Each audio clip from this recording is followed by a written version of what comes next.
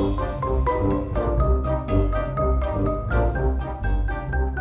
everybody, I'd just like to thank everybody for the incredible response I got from my pitch to get some membership in the couple days that it's been since I released my last video. I think I picked up about 24 new subscribers, so I appreciate that. If you could continue to do so and subscribe and like the videos, spread the word, that'd be great. Thank you very much again. I appreciate all the comments and I appreciate all the subscriptions. So today, back over here, obviously, my entire goal for today is to attempt to get this rear valance fit and welded in. I'm having some problems over here with some fitment where it doesn't appear that they're lining up very well, so I'm going to try and take care of that. Over on this side it looks pretty good, nothing that hammer won't take care of, but the other side I've got to get that a little higher up and figure out what my interference is over there. I'm also, before I weld anything, I'm going to put the boot lid on and get that taken care of and make sure that that lines up appropriately. And I also have the corner, if you remember, up there on the driver's side that I'm going to try to take care of also with the donor piece that I cut from the black car. So that's my only goal for this evening, and we'll see how it goes. All right, it's about 5 o'clock. I'm good everywhere on this thing, with the exception of the side over here, which I knew coming into it, and it's just not fitting. So it is a little bit different over on this side. This piece is longer than the other side is. You can see where I kind of beat it up a little bit. I've got good union here. Good agreement there. A little crack, a little tear in the metal there. I got to fix that.